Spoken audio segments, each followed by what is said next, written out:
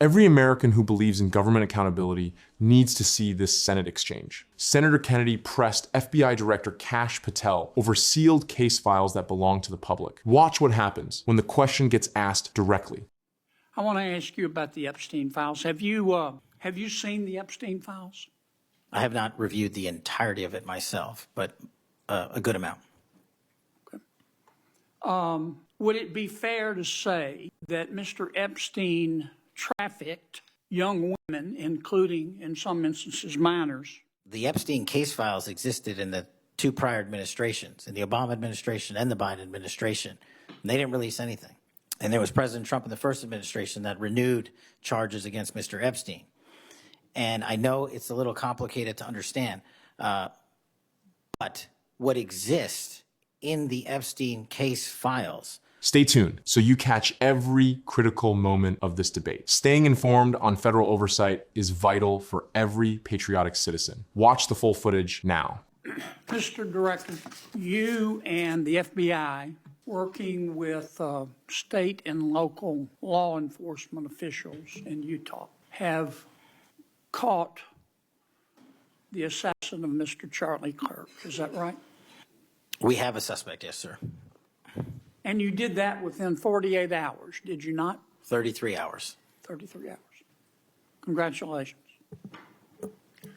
We've had other political assassinations. Back in June, an assassin assassinated Representative Melissa Hoffman, Mr. Hoffman, Senator John Hoffman, and Mrs. Hoffman in Minnesota. You and the FBI and Minnesota state and local law enforcement officials caught the assassin within 48 hours, did you not? I believe that timeline's correct, Senator. Congratulations. Sometimes we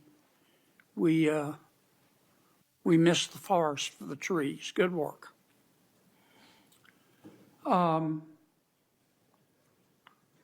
Did Mr. Kirk's assassin act alone?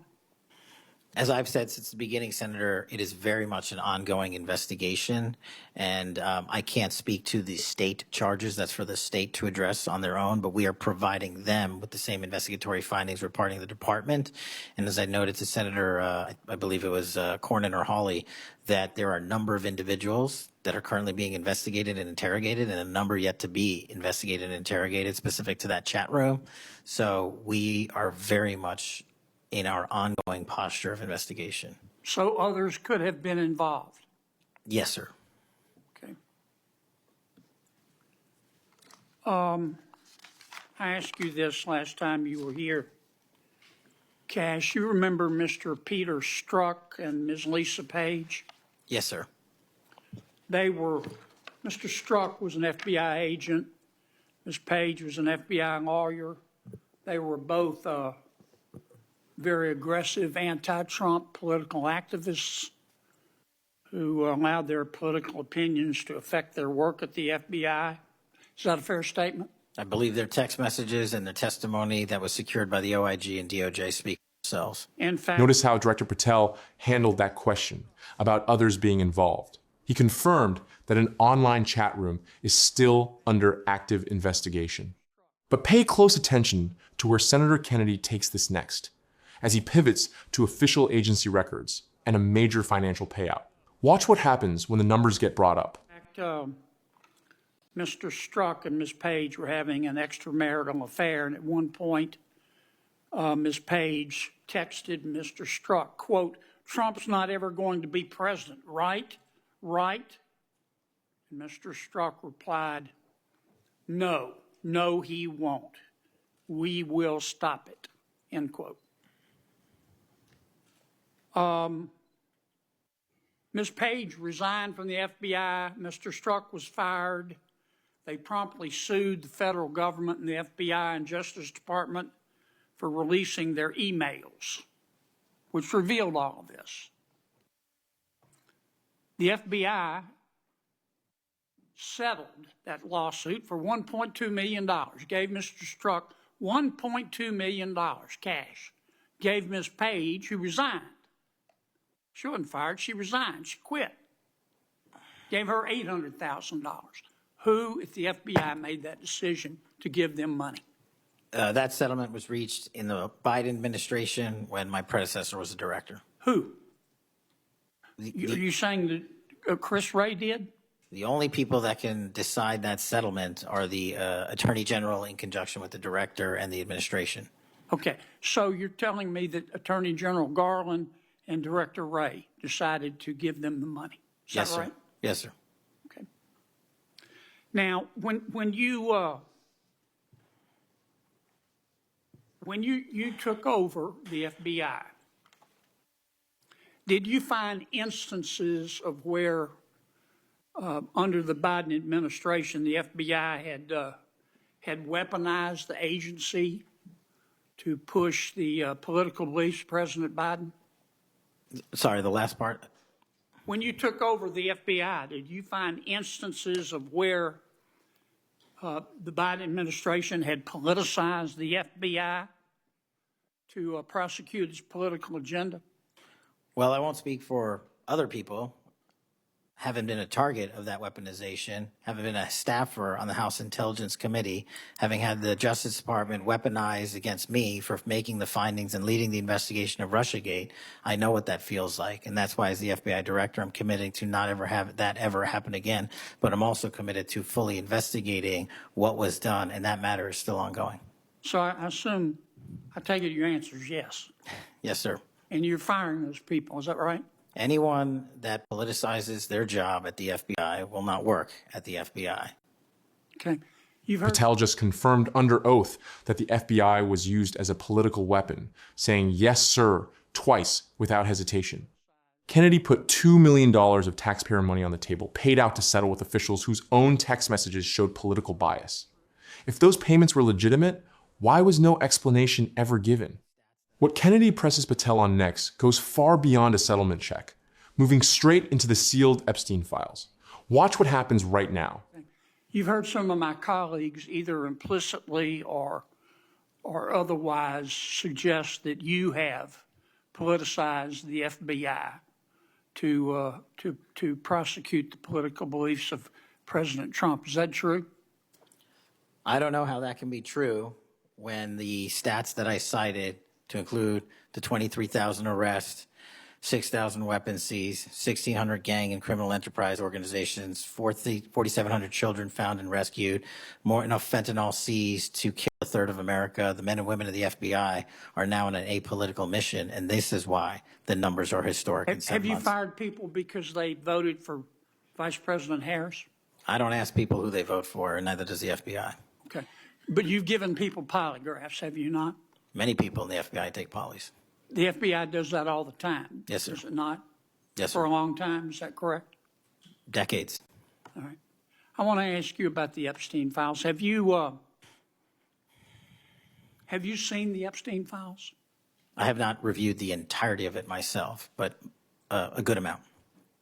Okay. Would it be fair to say that Mr. Epstein trafficked young women, including, in some instances, minors, for sex to himself?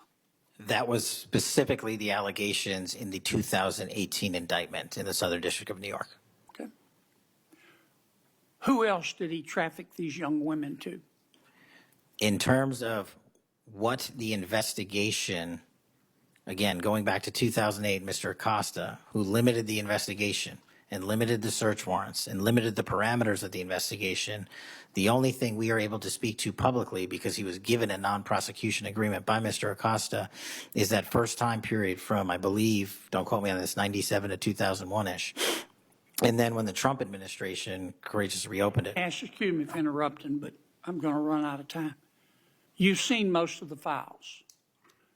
Who, if anyone, did Epstein traffic these young women to besides himself? Himself. There is no credible information. None. If there were, I would bring the case yesterday that he trafficked to other individuals. And the information we have, again, is limited. So the answer is no one? For the information that we have. in the files. in the case file. Okay. Now, Patel saying, "Don't quote me on this," during a sworn Senate hearing is a detail most people missed. The FBI director was addressing the core timeline of one of the most high-profile federal cases in modern history, signaling clear gaps in the official documentation. When Kennedy pushed further, Patel stated under oath that there is no credible evidence Epstein trafficked to anyone other than himself, pointing directly to Alexander Acosta's 2008 deal as the reason the case file is so limited. But what Kennedy brings up next goes to the heart of what happens now. Watch how Patel explains why parts of this file remain locked away, and notice the 3 specific legal barriers standing in the way of full public disclosure. now, President Trump has deferred to the FBI and the Department of Justice with respect to the Epstein records. He says it is your call about releasing them.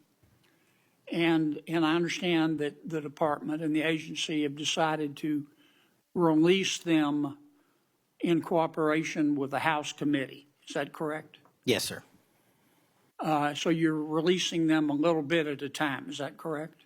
We're releasing as much as we can, but we are limited by 3 different court orders, and the department went back to each of those judges to waive those court orders or have them lifted, and each of those judges declined. Will you release all of them, or at least as many as you can? We will release everything we are legally permitted to do so. We are continuing to work with the House on the subpoena request. We have substantially complied with it, but we will continue to release whatever we are legally permitted to do so. Okay. I strongly encourage you to do that, Kash. This issue's not going to go away. And I think the essential question for the American people is this. They know that Epstein trafficked young women for sex to himself. They want to know who, if anyone else, he trafficked these young women to. And that's a very fair question. I want to know that answer. And I think you're going to have to do more to satisfy the American people's understandable curiosity in that regard. Mr. Chairman, may I just respond to that? I agree, Senator. And what we have done, and just to remind folks, the Epstein case files existed in the 2 prior administrations, in the Obama administration and the Biden administration. And they didn't release anything. And there was President Trump in the first administration that renewed charges against Mr. Epstein. And I know it's a little complicated to understand, but what exists in the Epstein case files was a direct result of the limited search warrants from 2006 and 7, which hamstrung future investigations because of the non-prosecution agreement. And multiple administrations had the opportunity to look at the entirety of that case file and recommend prosecutions against anyone that was trafficked under Mr. Epstein and anyone that participated in that trafficking. And the only person to bring charges was the prior administration against Mr. Epstein. Now, I am not saying that others were not trafficked and others were not involved. What I am telling you is that based on the information we have, and we have continuously and publicly asked for the public to come forward with more information. If there is, we'll look at it. But based on credible information, we have released all credible information, and the information that the Department of Justice and the FBI never releases is information on investigations that are not credible. And we don't release the names of victims who weren't credible, but in the same time, we don't release the names of victims who were credible. And so that's by law. And so the information we are releasing now is historic, and it is also to the maximum capacity that the law allows. And I know that's not going to satisfy many, many, many people. But if they wanted it done right, then the investigation from its origination should have been done right, and he should not have been given a get-out-of-jail-free card to do jail on the weekends for 12 hours a day, and he should have been investigated fully for the entirety of his crime. 3 judges received the exact same request from the Justice Department, and 3 judges gave the exact same answer: no. The law is plain as day. A court order is a legally binding wall, and any official in that chair knows it. But instead of delivering full transparency, key records remain completely sealed from the public. That isn't administrative confusion. That is a concrete legal barrier standing between everyday Americans and the truth. That legal barrier explains why this issue remains a central point of debate across the country. Patel faced a challenging legal position during that testimony. He is the director of the most powerful law enforcement agency in the country, and he just told a United States senator that his hands are partially tied by 3 separate judicial orders that his own department could not get overturned. That exchange highlights a genuine conflict between agency authority and judicial limits. Kennedy's closing statement to Patel was something worth paying close attention to. He said, "This issue is not going to go away." That reflects a realistic view of where American public opinion stands. The Epstein case has been open, in one form or another, for nearly 3 decades. The original deal that set the legal boundaries around the investigation was struck in 2008, when Acosta limited the search warrants to a narrow window of time and a narrow set of facts. Every administration since has inherited those constraints. What Patel added is the part that carries the most weight going forward.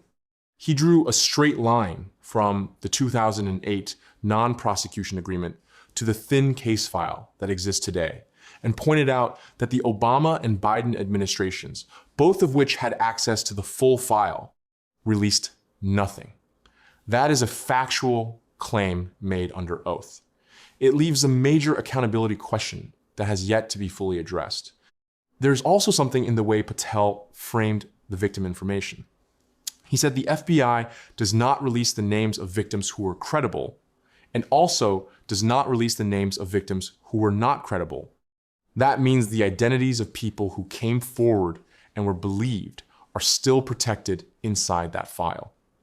And the identities of people whose accounts were judged not credible are also sealed. The public has no way to know how many people fall into either category or what the standard was for making those determinations. When a Senate hearing ends with 3 federal judges standing between the public and the truth, the conversation moves directly to the American people.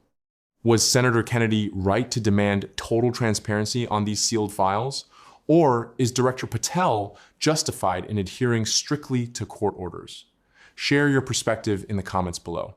If you value straightforward, objective reporting, please consider liking this video and subscribing to the Politics Report. You can also support our independent coverage through channel membership. To see our latest analysis on key congressional hearings, click the video on your screen right now. Thank you for watching.